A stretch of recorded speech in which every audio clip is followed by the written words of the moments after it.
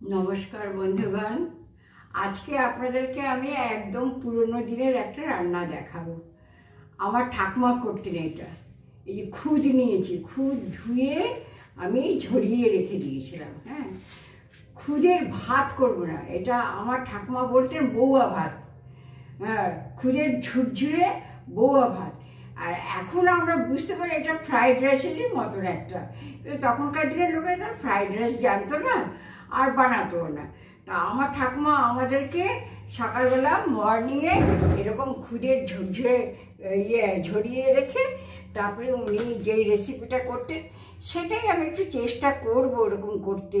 সেই বহুদিন আগের কথা তো, উনি অনেক কিছুই দিতেন না, আমি হয়তো আবার অনেক কিছু দেবো, তা দেবো না। আমি শুধু যেরকম উনি যেমনভাবে করতেন ঠিক সেরকমভাবে সর্ষের তেল দিয়ে করতেন, কালো জিরে শুকনো লঙ্কা ফোড়ন দিতেন আর একটু ঘি দিতেন। হ্যাঁ, আর হলো এই যে আমাদের জন্য করতেন পেঁয়াজ দিয়ে, আর ঠাকুমা যেদিন খেতেন সেদিন পেঁয়াজ ছাড়া করতেন। হ্যাঁ, কারণ উনি তো পেঁয়াজ টেয়াজ খেতেন না, তা আমাদের জন্য করলে পরে পেঁয়াজ দিয়ে করতেন। তা আমি এখন স্টার্ট করি, এই গ্যাসটা অন করছি। এর আগে আমি একটা ফুলকপি ভেজে নিয়েছি তো এই খাবো বলে, এর সঙ্গে সেই তেলটা আছে, তার মধ্যে আরেকটু তেল দিয়ে আমি আপনাদেরকে দেখাচ্ছি। সর্ষের তেল দিলাম। এক পালি তেল আছে অলরেডি, আমি আরেক পালি দু পালি তেল দিলাম, ব্যাস হয়ে গেল। দু পালি তেল দিলাম, আগে আরেকটা আছে 3 পালি তেল হলো। আচ্ছা, তারপরে এর মধ্যে আমি দেবো, আমার ঠাকুমা দিতেন এই একটা শুকনো লঙ্কা, একটা তেজপাতা। হ্যাঁ, এই শুকনো লঙ্কাটা ফাটিয়ে দিতেন আর জিরে দিতেন। হ্যাঁ, সেটাই আমি দিচ্ছি, একদম ঠাকুমার মতনই করতে চেষ্টা করছি। হ্যাঁ, তার সঙ্গে আমি ফুলকপি ভাজা করে রেখে দিয়েছি, কারণ কিছু একটা দিয়ে খেতে হবে তো। আমার ঠাকুমা দিতেন আলু সিদ্ধ, আলু এই যে আলুটা একটুখানি গরম জলে ইয়ে করে নিয়েছি আমি। তারপরে এই আলুটা, এই জিরেটা দেবো, জিরেটা দিয়ে দিলাম।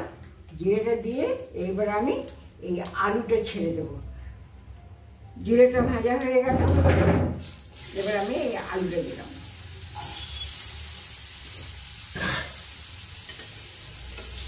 আলুটা দিয়ে একটু নাড়াচাড়া করবো, তার সঙ্গে পেঁয়াজ দেবো। এই যে পেঁয়াজ ভেজে রেখেছি না, পেঁয়াজ কেটে রেখেছি, পেঁয়াজটা দেবো। আর যতটা চাল আছে তার ডবল জল দিতেন, কিন্তু ঠাকুমা তখনকার কালেই উনি জানতেন এটা, যতটা চাল আছে তার ডবল জল দিয়ে। এই দেখুন পেঁয়াজটা ভাজা হয়ে গেছে, একদম খুব লাল ভাজিনি, আবার ইয়ে না হালকা, আবার একদম হালকা ভাজাও না। হ্যাঁ, মোটামুটি ভেজেছি। এইবার আমি এই চালটা দিয়ে দেবো। হ্যাঁ, এই চালটা দিয়ে, চাল মানে কি খুদটা কোনোরকমভাবে একটু খুদ জোগাড় করেছিলাম আমি, সেই খুদটা দিয়ে দিলাম। আর এর মধ্যে একটুখানি হলুদ দেবো, হলুদ দিয়ে নেড়ে চেড়ে ওই মানে জলটা দেবো। এই যে অল্প হলুদ দিলাম। এবারে চালটাকে খুদটাকে বারবার চালিয়ে এসে যাচ্ছে মুখে, খুদটাকে ভালো করে নাড়বো, একদম ফ্রাইড রাইসেরই মতো। কিন্তু তখনকার দিনের লোক বলতেন এটা বউয়া ভাত। শীতের দিনে আমাদের সকালবেলা এই খাবারটা করে দিতেন, হয় মারের মতন করে দিতেন, না হলে এইভাবে করে দিতেন, এক একদিন এক এক রকমভাবে করে দিতেন। চালটা একটা চুটপুট আওয়াজ হচ্ছে তো, তার মানে এই চালটা হয়ে গেছে। হ্যাঁ, চালটা হয়ে গেছে। এবার আমি এই যে এই বাটির মাপে খুদটা দিয়েছিলাম, চাল বারবার ভুল করছি আমি, চাল নয় খুদ। হ্যাঁ, খুদটা এই চুটপুট আওয়াজ হচ্ছে। এইবার আমি এটা জল দেব।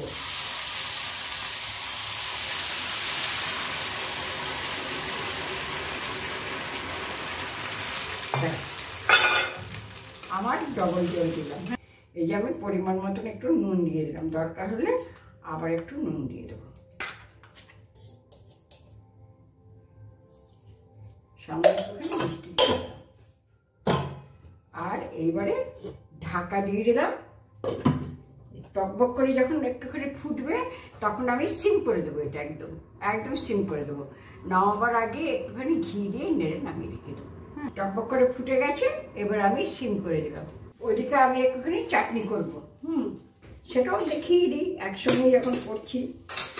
অল্প একটুখানি তেল দেবো, এই হাফ পালি, চাটনিতে বেশি তেল লাগে না। হাফ পালি তেল দিলাম, একটুখানি পাঁচফোড়ন দিয়ে দিলাম। তারপরে এই যে টমেটোটা আমি ছোটো ছোটো করে কেটে রেখি, দানা ছাড়িয়ে দিয়েছি, টমেটোর দানাটা রাখিনি। এইবারে এই টমেটোটা দিয়ে দেবো। টমেটোটা দিয়ে দিলাম, সামান্য একটুখানি হলুদ দিলাম, খুবই কম, চাটনিতে বেশি হলুদ দিতে নেই। সামান্য একটু হলুদ দিয়ে দিলাম। এইবারে একটুখানি আমি নুন দিয়ে দিলাম, যেরকম দিতে হয় চাটনিতে।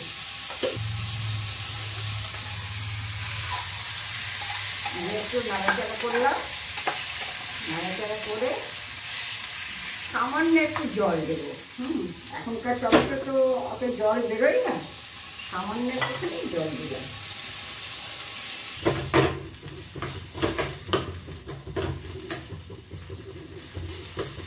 কটা খেজুর দিয়ে দিচ্ছি। খেজুর দিয়ে ঢাকা দিয়ে দিলাম। এই যে আমার বাগানে আম আদা গাছ আছে, এখন আম আদা আমি একটু দুপুরবেলা তুলে রেখে দিয়েছিলাম। এই আম আদাটা নামাবার আগে গ্রেট করে দেবো। আমার চাটনিটাও প্রায় সেদ্ধ হয়ে গেছে, দেখুন চাটনিটা সেদ্ধ হয়ে গেছে। এইবারে এর মধ্যে আমি দেব হচ্ছে চিনি। সেদ্ধ হয়ে গেলে তবেই চিনি দিতে হয়, তা না হলে দরকচা হয়ে যায়। এইবার আমি পরিমাণ মতন চিনি দেবো। যারা বেশি মিষ্টি খান তারা বেশি মিষ্টি দেবেন, আমি একটু মিষ্টি কম দেওয়ার পক্ষপাতী, কারণ আমার একটু প্রবলেম আছে, সেই জন্য। আচ্ছা, এই যে কিশমিশটা ভিজিয়ে রেখেছিলাম, এটা এবার দিয়ে দেবো। আর সবসময় চেষ্টা করবেন টমেটোর চাটনি যখনই যে কোনো চাটনি করবেন, তার মধ্যে যদি এক টুকরো আপনি এই পাতিলেবুর রস দেন, তাহলে চাটনির মানে স্বাদটাই আলাদা হয়ে যায়, তার একটা আলাদা মাত্রা এসে যায়। না থাকলে কিছু করার নেই, থাকলে পরে দেবেন। যেরকম আম আদাটা যে গ্রেট করলাম, আমার আছে বলেই আমি দিতে পারছি। আমার যদি না থাকতো তাহলে কি আমি দিতে পারতাম না। তখন কি করবেন আপনারা, এমনি আদা আছে যে আমরা সবজিতে দেই আদা, সেই আদা একটু গ্রেট করে দেবেন, নামাবার আগে দেখবেন দারুণ সুন্দর হয় চাটনি খেতে। তা আমার যেহেতু আম আদা আছে, তাই জন্য আমি আর সেই আদাটা দিলাম না। এই যে আম আদাটা দিলাম। এবার চাটনিটা হয়ে এসছে। এই চাটনিটা হয়ে এসছে, আমি হাফ টিস্পুন একটুখানি কর্নফ্লাওয়ার দিলাম। এই কর্নফ্লাওয়ার আমি হাফ টিস্পুন দিলাম।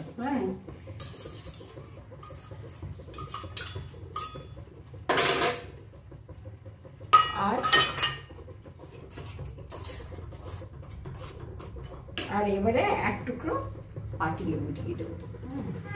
এই পাতিলেবুর রসটা দেওয়াতে চাটনিটা খুব টেস্ট হবে। একবার এইভাবে করে খেয়ে দেখবেন, সত্যি খুব ভালো লাগে। চাটনি হয়ে গেলে এবার ওইটা দেখি কি হলো। চাটনিটা নামিয়ে আপনাদের দেখাই কি হলো চাটনিটা।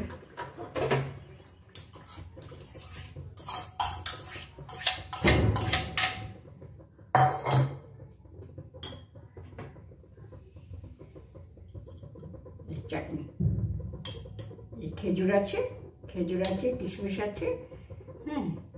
আচ্ছা, চাটনি হয়ে গেল।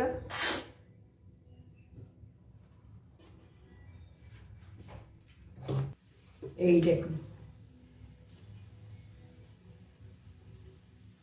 আমার হয়ে এসছে, প্রায় হয়ে এসছে। আর একটু জল আছে, যে সেই জলটা শুকিয়ে গেলেই আমি একটু এখন এই দিয়ে দিই ঘিটা। জলটা শুকিয়ে গেলে একটু ঘি দিয়ে নামিয়ে রেখে দেবো। আর কিছু ঠাকুমাকে আমি কখনো গরম মশলা দিতে দেখিনি। আমার খুদ দিয়ে বৌয়া ভাত হয়ে গেল। এই যে কান লাগিয়ে দেখলাম চিটপুট আওয়াজ হচ্ছে, তার মানে জল শুকিয়ে গেছে। এবার আমি ঢাকনা খুলে একটুখানি ঘি দেবো, 1 চামচ ঘি দেবো, ব্যাস। আর তারপরে নাড়িয়ে চাড়িয়ে নামিয়ে রেখে দেবো। একদম ঝরঝরে হয়েছে, আপনাদের দেখাচ্ছি। আমাদের বাড়ির খুদ এত টাইম লাগতো না, এটা একটু টাইম লাগলো দেখলাম। আমরা একটু গ্রাম দিকের লোক তো, ওখানটায় ধান ঠান সব কিছু আমি সেদ্ধ করতেও দেখেছি, কুটতেও দেখেছি, মুড়ি ভাজতেও দেখেছি, এরকম খুদ বার করতে দেখেছি। তাছাড়া এমনি তো আমার বিয়ের পরে ওই যে আমি যেখানে ছিলাম চক্রধরপুরে, ওখানে যখন চাল আসতো তখন লোক দিয়ে ঝাড়াতাম, তার থেকে খুদ বেরোতো। কিন্তু এখনকার দিনে আর চালের থেকে খুদ বেরোয় না। খুদের এই জিনিসটা খেতে আমার খুব ভালো লাগে। মার ভাতের মতন করে করে আলু সিদ্ধ দিয়ে খেতেও আমার খুব ভালো লাগে। হ্যাঁ, কিন্তু এখনকার চালে আর খুদ পাওয়া যায় না। এই দেখুন এরকম ঝরঝরে হয়েছে, ঠান্ডা হলেই না এটা ঝরঝরে হয়ে যাবে, একদম ঝরঝরে হয়ে যাবে। এবার আমার হাজব্যান্ডকে খেতে দিয়ে দিই, ওনার খাওয়ার টাইম হয়ে গেছে। এই যে আমার হাজব্যান্ডকে দিয়েছি বৌয়া ভাত খেতে। হ্যাঁ, উনি খেয়ে বলবেন কেমন হয়েছে। খাও, একটু টেস্ট করে দেখো। খুদ নাও, খুদটা খেয়ে দেখো। শুধু খুদ, অনলি খুদ। কেমন হয়েছে? ভালো আছে, খেতে সুন্দর আছে। আমার ঠাকুমা করতেন এটা, জানো তো। ঠাকুমা আমাদেরকে পেঁয়াজ দিয়ে করে দিতেন, যেদিন ঠাকুমা খেতে সেদিন পেঁয়াজ ছাড়া করতেন। হ্যাঁ, আচ্ছা ঠিক আছে, একটু চাটনি খেয়ে বলো, চাটনিটা খেয়ে। হ্যাঁ, খুব ভালো হয়েছে। ভালো আছে, আচ্ছা। তা একটা ফুলকপিও খেয়ে রাখো, সবই যখন খেলে। হ্যাঁ, সবই যখন খেলে একটা ফুলকপিও খেয়ে দেখো। আচ্ছা ঠিক আছে, আমার যা বলার তাই বলছি। হ্যাঁ, আপনারা এরকম খুদ পেলে এরকমভাবে রান্না করে খাবেন। এইটা আমাদের দেশে বলে বৌয়া ভাত। হ্যাঁ, এখানে কি বলে আমি বলতে পারবো না, আমরা তো এখন ফ্রাইড রাইস বলি। আমার ঠাকুমা বলতেন বৌয়া ভাত। এটা বৌয়া ভাতটা আপনাদের কেমন লাগে খেয়ে বলবেন আমাকে, কমেন্টস করবেন, আর সাবস্ক্রাইব করবেন, লাইক করবেন, পারলে শেয়ারও করে দেবেন। হ্যাঁ, ওকে, গুড নাইট।